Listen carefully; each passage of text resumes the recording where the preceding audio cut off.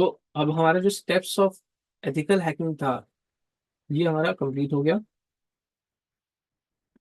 अब आते हैं हम लोग सोशल इंजीनियरिंग के ऊपर। सोशल इंजीनियरिंग क्या है? ये बहुत ही इंपॉर्टेंट कॉन्सेप्ट है। Even during the exploits, red teeming वगैरह अगर हम लोग बात करें तो उसमें सोशल इंजीनियरिंग भी it is one of the steps जो अटैकर्स परफॉर्म करते हैं। सोशल इंजीनियरिंग, यहाँ पे मैंने कुछ पॉइंट्स लिखे हैं, देखिए इसके रिलेटेड। देखिए ये एक्चुअली होता है ह्यूमंस के ऊपर। ह्यूमंस क्यों?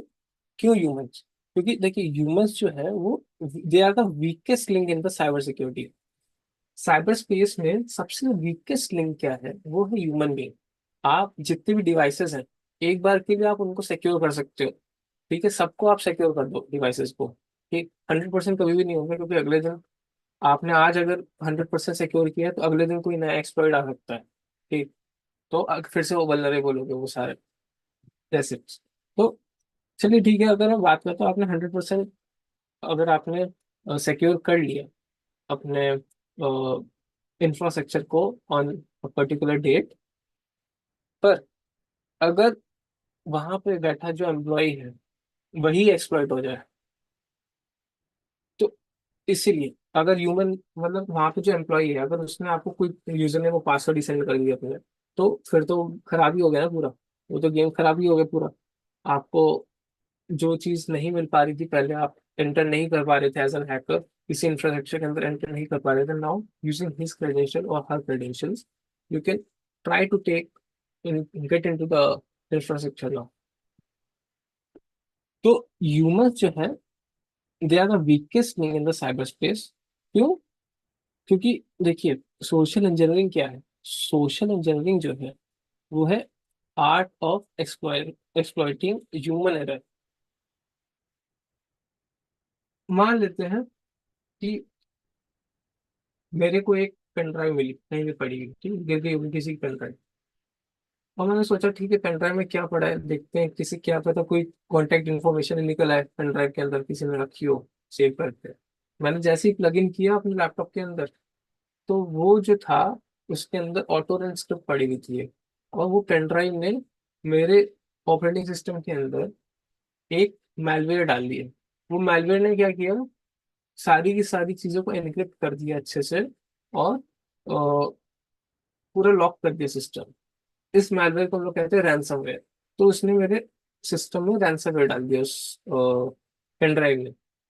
अब बताइए ह्यूमन एरर क्या थी यहाँ पे? ह्यूमन एरर यहाँ पे ये थी कि मैंने वहां से डायरेक्टली पेन ड्राइव उठाई और लगा दी अपने यूएसबी पोर्ट के अंदर, जो कि नहीं करना चाहिए था ऐसा। Like you can not trust, might be it is being used as a bet. इसको हम लोग कहते हैं बेटिंग। बेट, वो जो पेन ड्राइव थी वो एज अ बेट यूज हुई थी। जो आप उस बेट को आपने उस बेट में आप फंस गए। तो the art of exploiting human error, that is known as social engineering. Manipulating and influencing the thoughts. Social engineering is all about manipulating and influencing the thoughts. Human beings के ऊपर हो रहा सब कुछ, everything. This exploit is being done, is always done on the human beings. Okay, so human beings can be easily manipulated or influenced depending upon the situations. Okay, so situation जैसे भी आप create करोगे उनके आसपास environment में, तो उसके through वो लोग मैनिपुलेट हो सकते हैं, इन्फ्लुएंस हो सकते हैं, उसके थ्रू आप सोशल इंजीनियरिंग अटैक करते हो। The art of exploiting human error. Attacker place with the human psychology. Okay, तो अब ह्यूमन बींग्स के ऊपर आप कोई लॉक वगैरह तो लगाओगे नहीं, ठीक? वो इंटरेक्ट करेंगे किसी ना किसी पर्सन से। ना वो पर्सन जो है अगर ट्रिक करता है उस ह्यूमन बींग को in order to get some information, sensitive information related to his or her target, या फिर जो भी उसका टारगेट था उसके रिगार्डिंग जो भी इंफॉर्मेशन, सेंसिटिव इंफॉर्मेशन उसको निकालनी थी by exploiting the human error, या फिर इन्फ्लुएंसिंग हिज थॉट्स। जो विक्टिम है इस केस में विक्टिम कौन होगा, ह्यूमन बीइंग हो गए। ठीक, अटैकर जो है वो विक्टिम से मैनिपुलेट करेगा, उसको उसके थॉट्स को मैनिपुलेट करेगा एंड उसमें से कुछ सेंसिटिव इंफॉर्मेशन निकालने का ट्राई करेगा। Attacker plays with human psychology, ठीक, टू गेन सेंसिटिव इंफॉर्मेशन। देखिए सबसे मेन गोल जो है, मेन गोल क्या है, मेन गोल है कि to gain sensitive information. Sensitive information regarding what, like log in details. मैं किसी भी ह्यूमन बीइंग से, मतलब मैं as an attacker, as an attacker किसी ह्यूमन बीइंग के पास जाता हूँ, वो human being will be a victim. फिर मैं अपने विक्टिम के पास जाऊंगा और उस विक्टिम को मैं बोलूंगा कि भाई मेरे को यूजर नेम और पासवर्ड दे दे अपना। ठीक, नहीं देगा वो, बट इफ आई पे टू हिज फ्रेंड या हर फ्रेंड, कि मैंने बोला कि 500 रुपीज ले लो, ठीक है, उसका जो फ्रेंड था, मैंने उसके फ्रेंड को 500 रुपीज दिए और मैंने उसके फ्रेंड से उस विक्टिम के यूजर नेम और पासवर्ड निकलवा लिया। तो ठीक है, ऐसा हो सकता है। तो लॉग इन डिटेल्स जो है एम्प्लॉय की, अगर वो कॉम्प्रोमाइज होती हैं, तो the attacker can do anything that the employee was having the privileges for.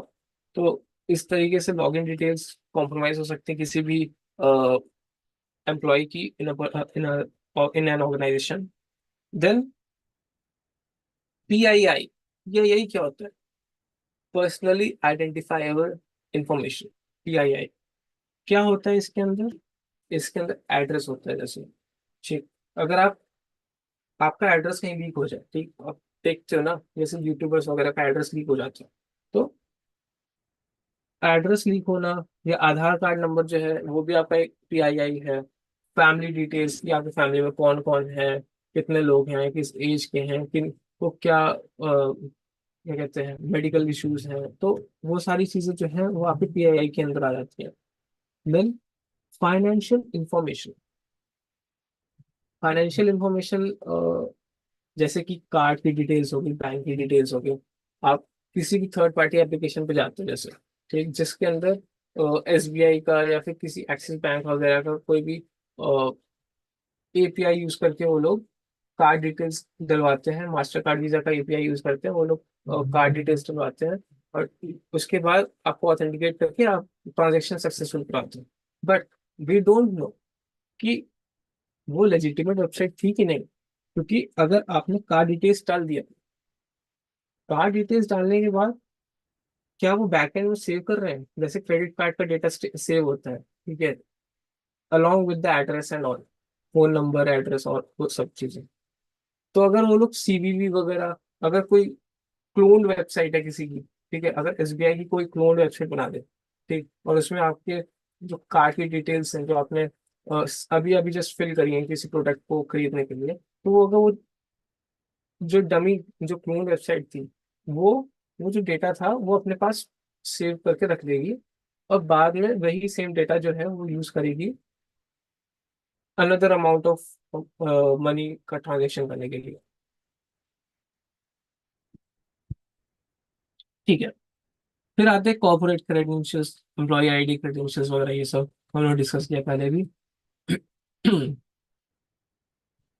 फिर आता है health information, diseases, medical insurance. Diseases and medical insurance, ये बहुत इंपॉर्टेंट डेटा है किसी भी इंडिविजुअल के लिए। ठीक, अगर कोई एनिमी के पास अगर आपका कोई डिजीज का या कोई मेडिकल इंश्योरेंस का डेटा चला जाए, तो how he can misuse it. Simply वो क्या करेगा, like he will try to take the leverage of that disease. मान लेते किसी को डायबिटीज है, तो वो उसको शुगर का मतलब डोसेज हाई करवा सकता है, तो this is not good. That's why health information जो है, ये this is one of the like PIIs as well. ठीक है, पर्सनली आइडेंटिफाइबल इंफॉर्मेशन जो हॉस्पिटल्स वगैरह है, हॉस्पिटल्स भी ट्राई करते हैं कि जो ये सब पेशेंट का जो डेटा है वो सिक्योरली उनके पास सेव हो, ना कि कहीं पे लीक हो जाए और कोई इसका मिसयूज कर पाए। देन एट लास्ट जो है हमारे पास पॉइंट वो है इंटेलेक्चुअल प्रॉपर्टी। इंटेलेक्चुअल प्रॉपर्टी क्या क्या होता है? कोई ऑर्गेनाइजेशन है, जैसे with respect to that organization, कोई प्रोडक्ट बेस्ड ऑर्गेनाइजेशन है, जैसे अमेजोन की बात कर लेते हैं, वो प्रोडक्ट बेस्ड कंपनी है अमेजोन। तो अमेजोन के पास बहुत सारे उनके प्रोडक्ट का कोड पड़ा होगा, ठीक है, कहीं ना कहीं उन्होंने सेव करके रखा होगा, उसके ऊपर अपडेशंस होती होंगी। ठीक, वेब एप्लीकेशन उनके पास, वेब एप्लीकेशन का कोड होगा, एपीआईज उनके पास इतनी सारी। ठीक, तो वो सारा जो कोड है, जो प्रोडक्ट है, that comes under intellectual property, IP जिसको कहते हैं ना शॉर्ट फॉर्म में। अगर कोई अटैकर जो सेंसिटिव इन्फॉर्मेशन है उसके अंदर आईपी भी आती है, इंटेलेक्चुअल प्रॉपर्टी भी आती है। तो अगर कोई अटैकर जो है वो अंडर सेंसिटिव इन्फॉर्मेशन, अगर उसको कोई कोड मिल जाए या प्रोडक्ट मिल जाए कंपनी का, प्रोडक्ट नहीं मतलब एक्चुअल कोड, उसका कोड, क्योंकि that is the main thing. तो कोड अगर मिल जाए उसको प्रोडक्ट का, तो वो क्या कर सकता है, वो डायरेक्टली उसके जो मार्केट में उसके जो फेलो पार्टनर्स हैं, फेलो जो उसके राइवल्स हैं, उसके पास जाएगा और सेम जो कोड है वो उनको बेच देगा। इससे क्या है, मॉनिटरी उसको गेन में हो गया उस अटैकर को। एंड अब जो राइवल कंपनीज हैं उनको पता है कि अब ये प्रोडक्ट में कौन कौन से उन्होंने फीचर कैसे कैसे ऐड किए थे। तो इस तरीके से जो आईपी है वो, उनकी जो इंटेलेक्चुअल प्रॉपर्टी थी, वो यहाँ पे एक्सपोज हो जाती है फिर। तो अभी हम लोग डिस्कस किया जैसे कि सोशल इंजीनियरिंग जो है वो ह्यूमंस के ऊपर होती है। ये अटैक क्या लो एक तरीके से, सोशल इंजीनियरिंग अटैक हो गया। तो अटैक जो है ये होता है ह्यूमन बींग्स के ऊपर। क्यों? क्योंकि they are the weakest link in the cyber space. अभी इतने सारे हम लोगों ने एग्जांपल्स हम लोगों ने फाइंड आउट किए कि अगर सेंसिटिव इंफॉर्मेशन किसी मैलिशियस एक्टर के पास चली जाए, थ्रेट एक्टर के पास चली जाए, तो वो कैसे उसको मिसयूज कर सकता है। तो वीकेस्ट लिंक कौन है? Human beings in the cyber space. And social engineering is the art of exploiting the human error by manipulating and influencing the thoughts, या फिर attacker plays with the human psychology. ये this is the main concept behind the social engineering.